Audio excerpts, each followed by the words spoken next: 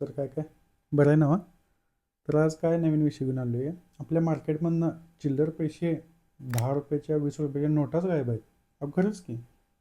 हे जे जे छोटे छोटे व्यापारी आहेत की नाही, म्हणजे माझ्यासारखे दुकानदार आहेत, मेडिकलवाले असू देत, परत किराणा दुकानवाले असू देत, चहावाले असू देत, किंवा मट्टावाले म्हणजे आता उन्हाळ्याचा सीझन चालू आहे त्यामुळे मट्टा विकणारे असू देत, किंवा उसाचा रस विकणारे असू देत, किंवा किरकोळ दुकानदार आहेत.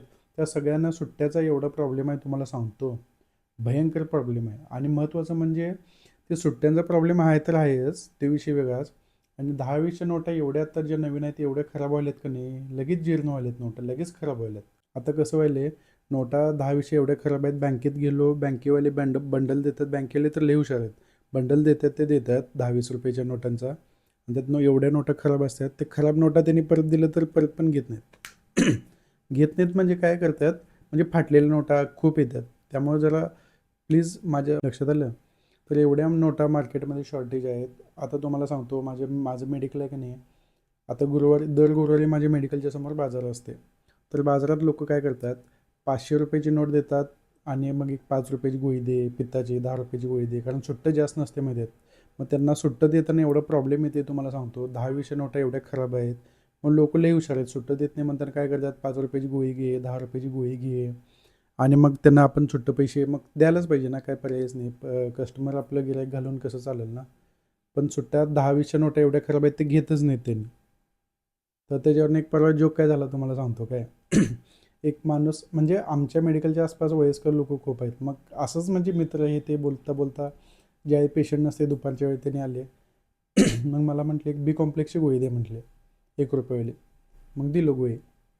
त्यांनी मला दिली 100 रुपयाची नोट. मी म्हटलो काय आहे काका, म्हटलो 1 रुपयाच्या गोळीला 100 रुपयाची नोट कसं सुटतं तुम्हाला, कुठनं द्यायचं म्हटलो. मग म्हटले असं चेष्टा मस्करीत मग काय म्हणले, त्यांनी काय म्हणले, मग असं काय तर उपाय सांग की माझं उष्णता कमी व्हायला पाहिजे म्हटले शरीरातलं. मग मी काय म्हटलो, रोज पाणी कमीत कमी 2.5 ते 3 लिटर पाणी प्या. आता उन्हाळा चालू झाला आहे, ताक वगैरे जास्त प्या, दही दही खावा, कलिंगड खावा, काकडी खावा, ज्याच्यात पाण्याचं प्रमाण जास्त आहे ते सगळं तुम्ही खावा म्हटलो. बरोबर. नाही हे म्हटलं एवढं, मग त्यांनी काय म्हटलं, हे हे एवढं सगळं कुठलं काय करत बसतो, त्यापेक्षा गप फॅन लावून बसायचं म्हटले घरात, सगळं तर उष्णता कमी होते म्हटले. काय म्हटलं, अहो काका उष्णता हे तुम्हाला टेम्पररी गार वाटते म्हटलो, हे नुसतं तुम्हाला बाहेरनं गार वाटणार, आतल्या शरीरातलं उष्णता कसं कमी होणार म्हटलो. तर मला काय म्हटले माहिती आहे काय, मग असं करून बसायचं म्हटले फॅन खाली. आता काही याला काय उत्तर काय तुमच्याकडे सांगा बघू. हे असं सगळे आपल्याकडे लोक आहेत, त्यांना तुम्ही नासामध्ये जर ठेवला तरी ते याने आपल्या घराकडे येऊन इथं पार्किंगमध्ये लावतील. असले लोक आहेत आपल्याकडं. त्यामुळे विषय काय आहे, चिल्लरमध्ये मार्केटमध्ये एवढ्या नोटांचा प्रॉब्लेम आहे. तर मी नोटा जुळाजुळं कसं करतो सांगतो. म्हणजे मी नोटा कुठनं आणतो तुम्हाला सांगतो काय. 10-20 रुपयाच्या नोटा कस्टमरना आपल्या द्यायला परत. सगळ्यात महत्त्वाचं पेट्रोल पंप. पेट्रोल पंपावर मी कधी तर 10 म्हणजे 4-5 दिवसातून 8 दिवसातून संध्याकाळी 10-10:15 रात्री 10-10:15 जातो. त्यांच्याकडे त्यावेळी कलेक्शनचा टाईम असते. त्यांनी पण 10-20च्या नोटा देतात, कधीच नाही म्हणत नाहीत. पेट्रोल पंपवाले देतातच. तिथनं मी 10-20 रुपयाच्या नोटा आणतो. तुम्हाला मी सोर्सेस सांगले काय, म्हणजे मी चिल्लर कुठनं गोळा करतो, म्हणजे जेणेकरून कस्टमर परत जायला नको, किंवा लोकांना पण चांगल्या नोटा मिळू देत असं. तर ते परत दुसरं म्हणजे ते वाजवणारे येतात मी, ते काय मेडिकलजवळ किंवा रस्त्यावरून फिरतात ते असं चाबूक मारून घेणारे, त्यांना पण बोलवून घेतो मी. त्या म्हणजे पावती काय असेल ते त्यांची करतो पण, आणि त्यांच्याकडे पण 10-20च्या नोटा असतात त्यांच्याकडनं पण मी घेतो. 10-20च्या नोटा घेतो, चिल्लर घेतो. प्रत्येक एक ते पालखी वगैरे असतात बघा देवांचे, ते रस्त्यावरून वगैरे फिरत असतात बघा पावती करून, त्यांच्याकडनं पण मी घेतो 10-20 रुपयाच्या नोटा, आणि काय असेल ते त्यांना त्यांचे पैसे देतो. परत गुरुवारी बाजारात किंवा रविवारी बाजारात ते माणूस फिरतात बघा, ते ह्याचे की पावत्या करत म्हणजे जेवढं जो तिथं बसला आहे त्याचं 5 रुपयाचं किंवा 10 रुपयाचं पावती करते बघा नगरपालिकेचं, त्यांना पण बोलवून त्यांच्याकडनं पण मी नोटा घेतो. 5 रुपयाचा बंदा, 1-1, 2-2 रुपयाचे, 1-1, 2-2 रुपये म्हणा, 10-20च्या नोटा म्हणा. पण एवढ्या नोटा खराब आहेत, लई नोटा खराब आहेत मार्केटमध्ये.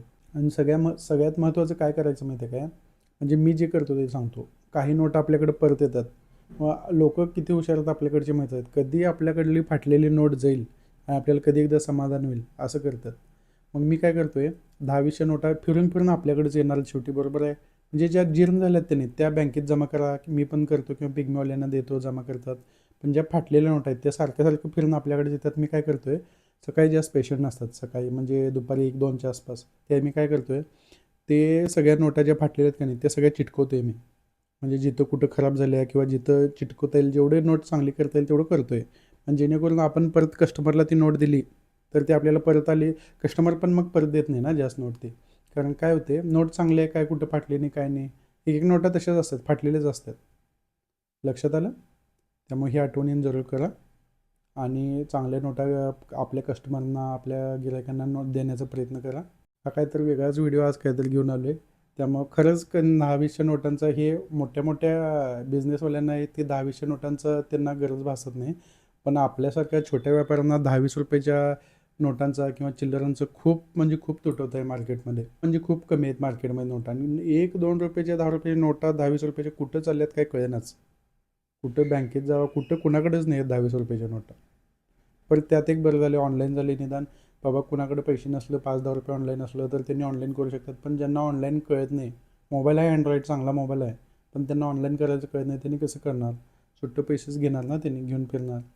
मग त्यामुळं नोटा चांगल्या कुठनं तुम्हाला पण गोळा करता येईल तेवढं करा. आपल्या कस्टमरना, आपल्या पेशंटना चांगल्या नोटा देण्याचा प्रयत्न करा. माझं एक मुख्यमंत्री साहेबांना एक माझी रिक्वेस्ट आहे. मुख्यमंत्री साहेब, आपल्या महाराष्ट्राचे लाडके देवेंद्र फडणवीस साहेब, आपल्या मार्केटमध्ये नोटांचा एवढा 10-20 रुपयाच्या नोटांचा एवढ्या कमी नोटा यायल्यात आणि आहेत त्या पण एवढ्या खराब नोटा आहेत, खूप म्हणजे हे आहेत. त्याच्यासाठी मी तुमच्यासाठी एक नोट आणली दाखवायला. एक व्हिएतनाम देशाची नोट आहे काय, ही 50,000 रुपयाची नोट आहे. ती करन्सी किती पण असू दे, काय अडचण नाही आपल्याला, ते काय त्यांची प्रत्येक देशाची करन्सी वेगळी आहे. पण ही नोट प्लॅस्टिकची आहे. महत्त्वाची म्हणजे ही प्लॅस्टिकची दिसते तुम्हाला, इथं प्लॅस्टिक आहे बघा. तर अशा नोटा आपल्याला पाहिजेत साहेब. त्यामुळे प्लीज अशा नोटांचा जरा म्हणजे यायला पाहिजेत, कारण ह्या नोटा खराब होत नाहीत. ह्या प्लॅस्टिकच्या आहेत आणि एवढं प्लॅस्टिक आपल्याकडे एवढं पडून आहे आपल्या देशात, तर त्याचा प्लॅस्टिकचा उपयोग पण होईल आणि प्रदूषण पण होणार नाही आणि नोटा पण तयार होतील. तर प्लीज तुमच्या कोणाच्या ओळखीचे वगैरे मुख्यमंत्री साहेब किंवा मंत्रालयातलं किंवा आमदार खासदार कोण असतील त्यांच्याकडे हा व्हिडिओ पाठवा आणि त्यांना कृपया सांगा की 10-20 नोटा आपल्याकडे आता अशा व्हायला पाहिजे. 10-20 म्हणजे सगळ्याच 10-20, 50, 100, 500 रुपयाच्या सगळ्या नोटा अशा प्लॅस्टिकच्या यायला पाहिजेत.